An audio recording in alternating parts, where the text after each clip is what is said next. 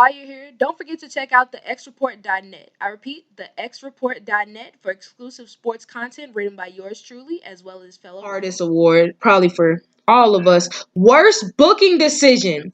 Now, this award is for the worst booking decision WWE has made this year, and it can only be one. The ultimate worst thing they did. Keezy.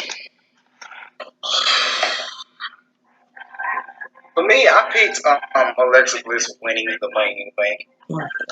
There was just anybody else except for Lana could have won that briefcase. No, even Lana, she took more bumps than Alexa in that match, and that's saying something.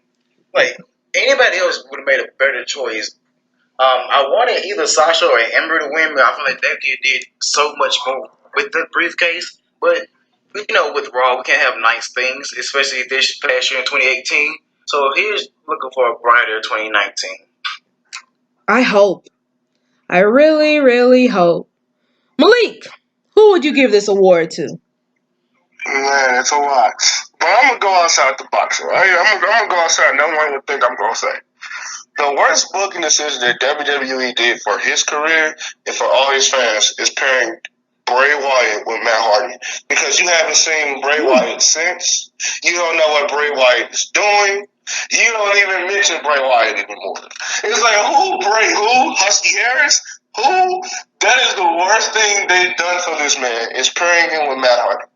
And having him in a feud with Matt Hardy. Because then he went completely black. It's like, Bray Wyatt, okay. I mean, he's one of the hottest WWE superstars you had.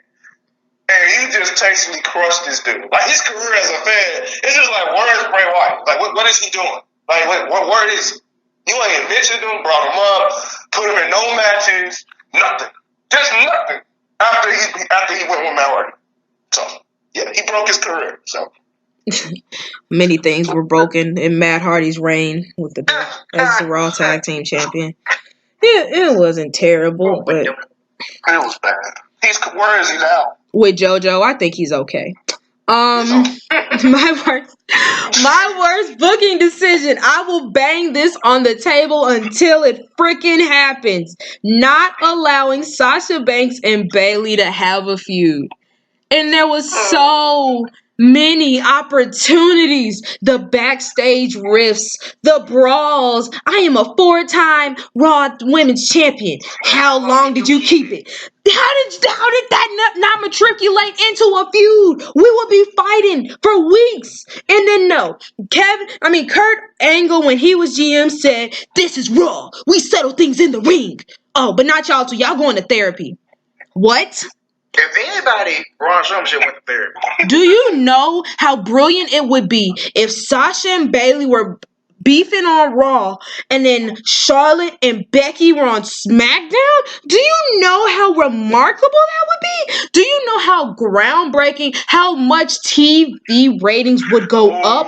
But it's what? Raven, but what if your girl Bayley win the Royal Rumble and she faces Asuka? Then you got an Asuka versus Bayley rematch. That'd be interesting. We're not talking about that right now. I don't understand how Raw did not take this opportunity. Instead, they couldn't even have a match against each other. You want to know why? Because the Riot Squad kept ruining everything. Like, no!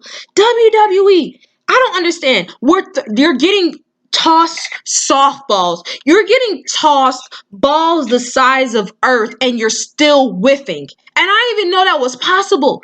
Not letting them have a feud, because even if they weren't in the title picture, if you want to have Ronda do whatever she's doing, or whoever you want to be women's champion, whatever, but you still have these two women, two of your best women on the roster, feuding, having matches. It's must-see TV, because you see Charlotte and Becky, it doesn't even have to be for a title, and that's the main event. That's the match everybody wants to see. You do this on Raw, it'd be the same thing, but you didn't do it. Why? Now, if you were gonna produce women's tag championships, that's fine, but why are you doing it so late?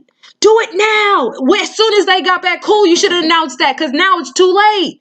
Because now nobody cares. I don't care about tag championships. I'd rather see Becky and Sasha feud. Make Sasha freaking heel. Gosh, it's not that hard. Apparently it is. Clearly it is. Dang. Are they allergic? Stupid bastards. All right. Now, to give credit to WWE, the best booking decision. This award is for the move WWE made that has enhanced their product. Keezy, what would you say it is? The best decision they've made this year was when I know it's only like 3 to choose from, but you know. is when Roman Reigns finally beat Brock Lesnar for the Universal Championship. I'm like, thank God y'all took the title off of him. Like, y'all should did this at WrestleMania, but no, we want Brock to win at WrestleMania for some reason. They want Brock to win at the Greatest Royal Rumble for some reason. Like Roman, he should have been beat Brock Lesnar and had that title on Raw every single week. And when he finally did that, it was a sigh of relief. Like, thank God y'all finally did something good. Exactly. I feel that. Malik, same question. Who's getting the award? WWE is getting the award for ending this stupid, retarded thing with Kurt Angle and Jason Jordan and not bringing him back and ending this stupid, oh, I'm your father type thing. Oh, believe me, it wasn't because they wanted to. It's not because they wanted to. I know, but they did it. I mean, he's okay. He's still hurt, but he's okay to come back. They just haven't brought him back. They want to wait a while. So I'm glad they haven't brought him back. But I'm just so glad they haven't really embarked on it. They haven't said much about it. And they were just like, yes, it's going under. Like, we're going to move away from that. That never happened. Because in my eyes, it never happened. So to me, that's the best booking decision I can come up with that they've made. Y'all saw Kurt team with his actual son with Chad Gable this last Monday. Good. Stop it with this son stuff. Just stop it. Yeah, it's gonna be like. Why is Kurt Angle always in a family thing? Like with Stephanie and with Booker T's wife, and nowadays like why do they always do that with Kurt? But I don't understand. But anyway, I don't know. Good question. I've never really thought about it like that. I guess it's gonna be one of those things like when Vince McMahon's limo blew up and he was supposed to be dead. It's one of those things we just don't talk about no more. Act like it never happened. Just sweep it on the rug. My best booking decision was them not allowing Nikki Bella to become Raw Women's Champion at Evolution because I would have stopped watching Raw. I wouldn't touch Raw. I would not think about Raw. Raw would be dead to me because it was already dying, but it would officially be dead to me if they would have made Nikki Bella as Raw Women's Champion. I couldn't put myself through that. All right, let's talk about the most overrated superstar. Now, this award is for the WWE superstar who got a bit too much hype this year, who really didn't do anything to deserve it. So, Keezy, who are you giving it to? Who's the most overrated superstar of 2018? For me, the most overrated superstar of 2018 is Miss Ronda Rousey. Yeah. Like, I understand, like, she's new. And she is like getting a hold of this wrestling thing, but she's had so many opportunities that she just didn't deserve, and like there are other women more deserving of her, and they just she was really overhyped, and like she just like the award says, she's very overrated. Brock, I'm sorry, but you sound like a bit of a hypocrite. But ball out. Yeah. Malik. But for me, it's funny that you stay Ronda, but for me, I'm going to Alexa Bliss here on this one. She won some marquee matches that she shouldn't have even been in, and she won the title twice? 2 times. She won the Money in the Bank match. She won the Elimination Chamber match. No. It was the first of that. And it's like, what are they trying to say here? Like, that's what I be thinking. Like, WWE be having hidden messages here.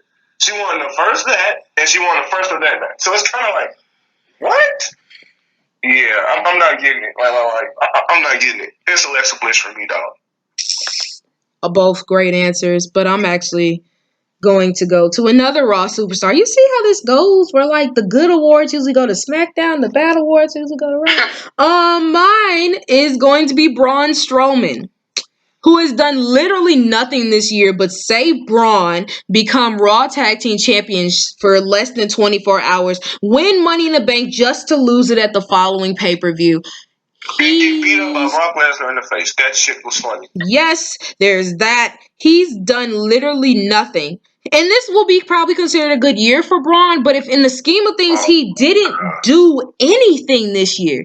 He put on lackluster matches. He said Braun, he went heel for a few weeks, and now he's back to get these hands. No, Braun, no, you're not it. I don't want to get anything from you but get you off my TV. So I would say that this year's most overrated superstar is Braun Strowman.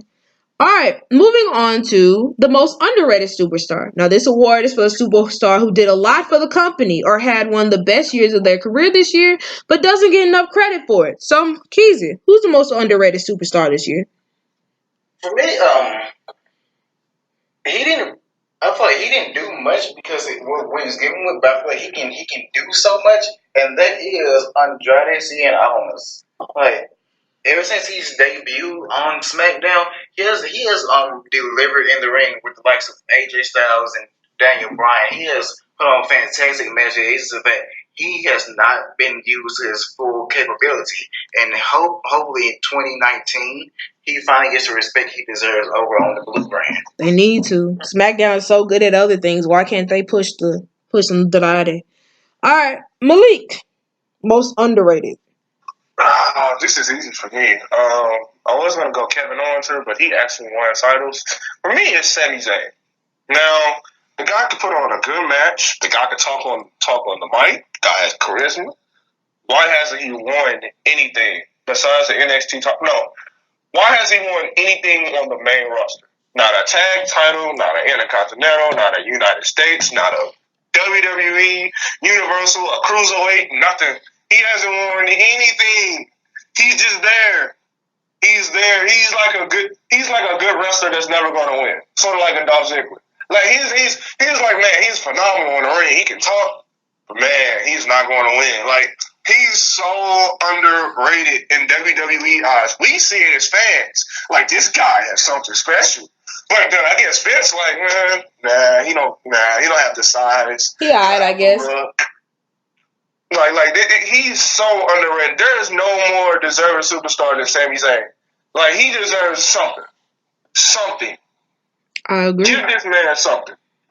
I would say my most underrated superstar of the year is Kevin Owens because for much of this year before he got hurt, he was the only thing I looked forward to on Raw.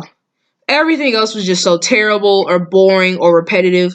But Kevin Owens came in and he always made things better. Even when he quit after a great match against Seth Rollins, even though he came back the very next week, which was weird. But then he was like, I could just do whatever I want. I was like, I like that. No matter what week it was, Kevin Owens was always doing something different. I just hated when he was getting beat up by Braun Strowman week after week. That was dead. But he beat him in the steel cage match, so that's all that matters. But no, I say Kevin Owens because he really kept Raw afloat. He was one of the best things that they had going. You could tell after he got hurt and the other injuries took place that Raw just had a major drop off, and that's saying something because Raw is almost already to the lowest it could possibly be. So I would say KO is my underrated superstar of the year. Now moving on to the You Deserve Better award. Now this award is for the WWE superstar who too many times got the short end of the stick and deserved much more than the crap they were actually given. Keezy, who is this award going to? If you know me, you know this award is going to the top guys, the Revival. Knew it. I'm sick and tired of being mistreated every single week, and now finally they are number one contenders for the Raw Tag Team Champions. And I hope they beat this random tag team of Bobby Roode and Chad Gable. They're good. They're good individually. As a tag team, I don't care. When is the match? Is it next month? Is it Monday? It's this coming Monday. Oh, then I won't tell you what happened. Sorry. Thank you, because I've been avoiding all spoilers. But yes, the Revival, they deserve so much better than what they're getting. I've said this before. They can just leave Raw. It looks like SmackDown, they trying to use their other tag teams that they've been missing all year. And hopefully they're going to use them more now. Like if the Revival wants to go to SmackDown, I'd be happy to have them on the Blue brand. But they deserve so much better than 2018. They do. Malik, who's this award going to? I could have said Sami Zayn here, but I'm going to go women here. I'm going to go with Ruby Riott. What the hell? Like, she deserves so much better than to be stuck in this stupid-ass faction, the Riott Squad. And it's just like it's holding her back. Like, I think think she needs to like just shake them off and do her own thing because the Riot Squad is holding her back. She deserves so much more. She can be one of the top women in the company if they just get this stupid Riot Squad thing off her back. It's not working. It's over. It's played out. I'm done with it. I'm tired of it. She can be a phenomenal heel by herself. Ruby Riott deserves so much better. I'm going with Samoa Joe.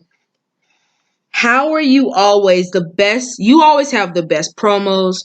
You're in the best feuds. You're always the person that everybody is rooting for, even though they hate you.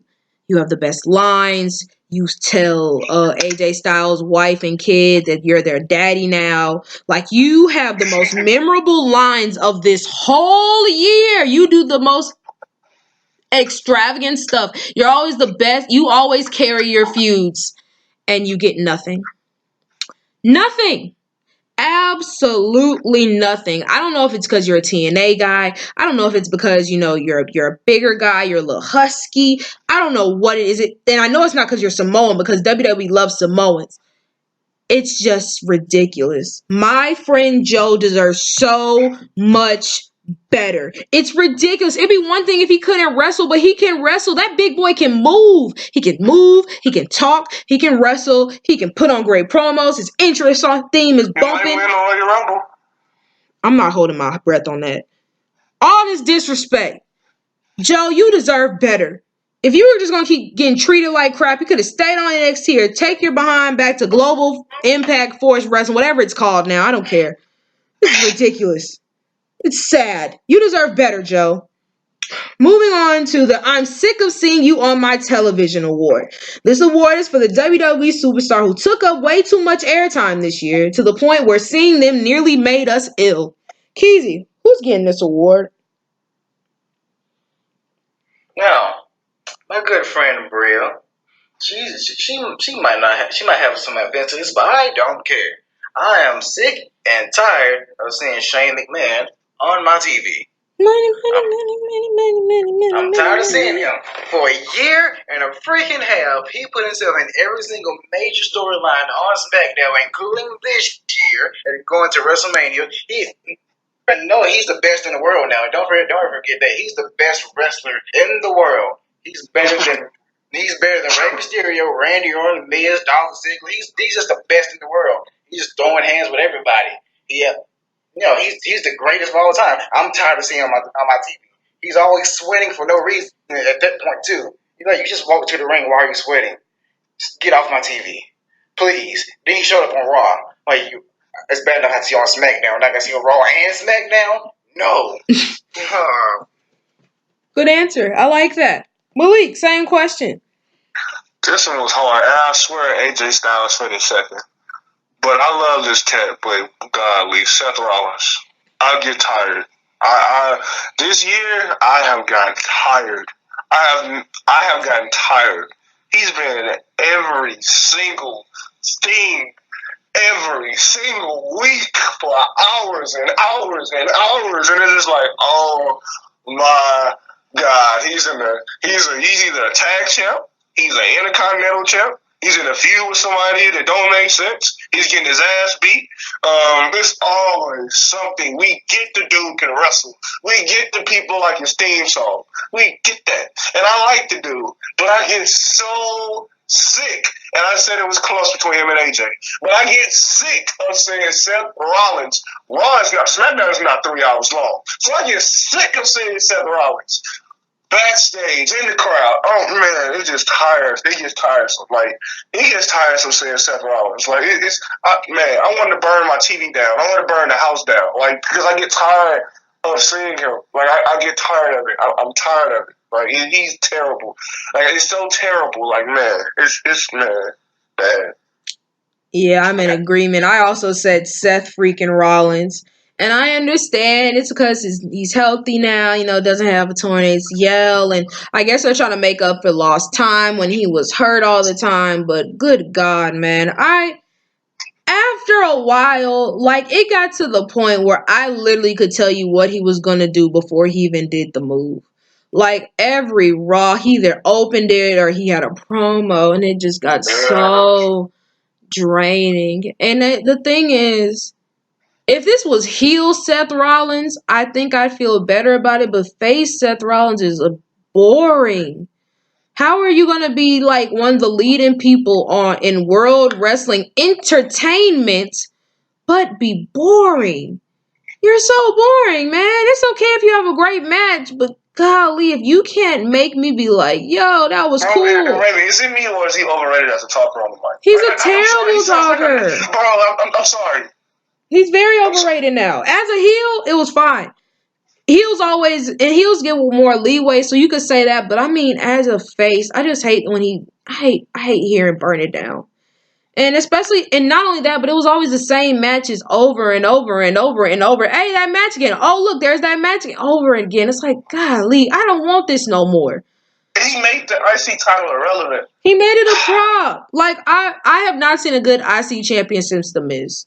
This year has been wasted. Y'all been tossing that freaking championship around like a $2 prostitute. It deserves so much better.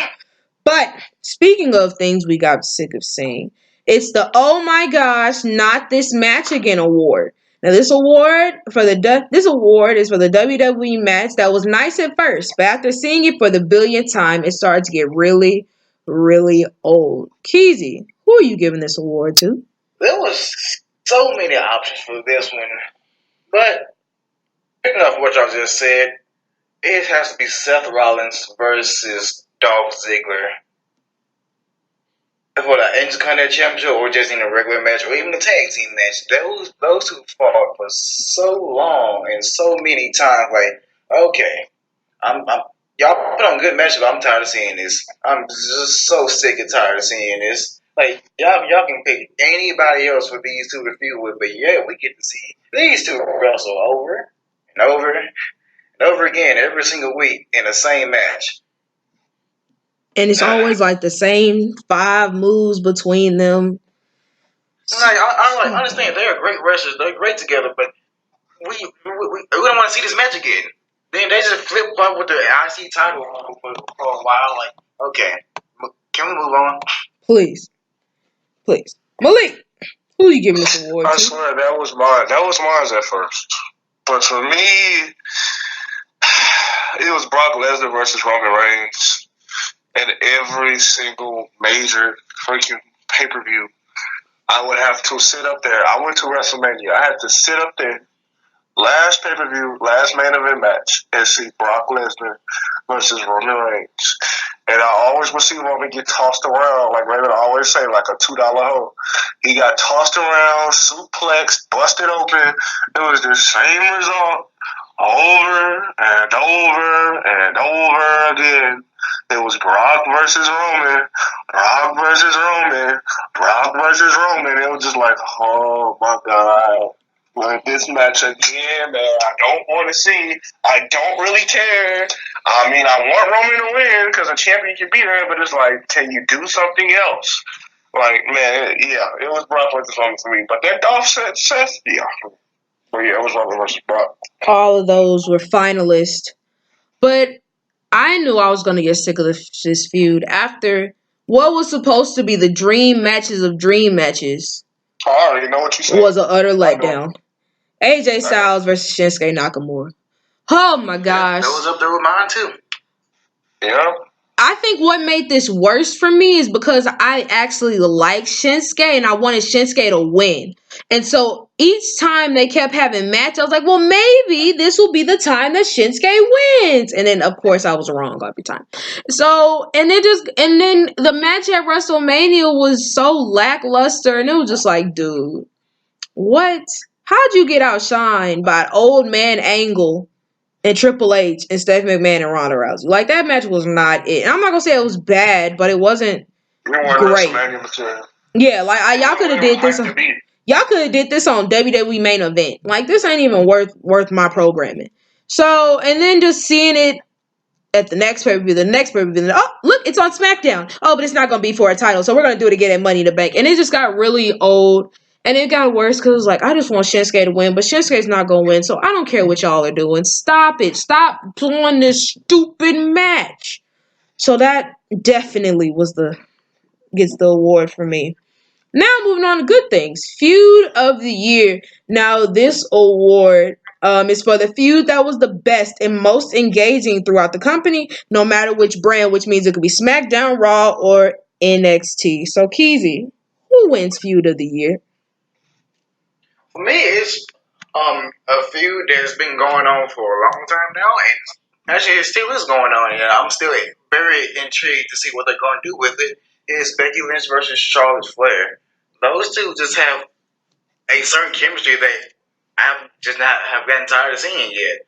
They they started this sort of feud a while back when Becky was fully faced, when that's when everyone was still clamoring for Becky um to finally get another title run. And then SummerSlam came when Charlotte became SmackDown Women's Champion, taking Becky to a triple threat match, and like it was just the icing on the cake when Becky turned heel. And now going into 2019, it looked like we're gonna have like a three-way feud between her, Becky, Charlotte, and Ronda Rousey. Like these two together are just magic for the women's division in general, not just on SmackDown. Oh my gosh, I'm sorry, but Malik, before I say this, not Becky, Asuka is Chris Benoit. I told you I was going to call her Chris Benoit. She won the SmackDown Women's Championship. Well, she's Chris Benoit. Here's why she's Chris Benoit. Because remember at WrestleMania 20 and Shawn Michaels and Triple H had been feuding forever. But then Chris Benoit won the Royal Rumble, so of course he had to be included in the match, and he won, and nobody really expected him to win. That's Asuka. Asuka is Chris Benoit. Sorry, just saying. I meant to say it. I don't know why I just thought about it. Malik, best feud of the year. For me, it's a feud that I hope they pick back up on. It seems like they will. And it's the Queen versus the Empress. They're to me, like, it was built up and the match held its own. And it shocked. It had shocking factors. It was a hell of a match, best on the card. And you had the streak versus the title. You had the Queen, who was the champion, versus the Empress, who was never been beaten. You had someone that was actually ready for Asuka. So I mean, it was like, man, it was built. It was built, and it's the hype. Now, rumor is their rematches happening at WrestleMania, so it could be a part 2 to this. We don't know, but that's what the rumor is. So if that's the case, I'm all for it. So, but for me, that was it, because it was like, man, you had Raven was the only one believing that Charlotte was going to do it. I mean, everybody thought that the Empress was going to outdo the Queen. Like, it was just like, man, she's never been beaten. Like, she's beaten Sasha, Bayley, all these Ember, Nia, all these other wrestlers. But she hasn't beaten Charlotte. So it's like, it was the only one she had to get past. And to do it, she would have to win the title. And it was just crazy. It was the most like, man, when she tapped, and like they up at the end of the match, I was like, oh no, that was like, bro, like man. So to me, that was my feud of the year. All I'm gonna say is, what's an empress to a queen? Well, the Empress is the champ now, so I guess it's something. It doesn't matter. It doesn't matter. But we shall see. It don't matter. She didn't pin or make Charlotte tap. So Charlotte won. I'm good. I'm happy. I also said Charlotte versus Becky as my feud of the year. I mean, come on, what's a feud without the Queen in it? Keezy pretty much said everything that could be said about her and Becky. It's just remarkable. It's storytelling. It's had time. They actually have the matches to back it up. Like those matches, Becky and Charlotte, I could watch those all year and be cool. Every other match is because I'll say the feud wasn't strong enough or the matches didn't live up to it. I don't know what's been better, their matches or their promos. It's been a remarkable feud. Charlotte can do everything, and Becky is great too.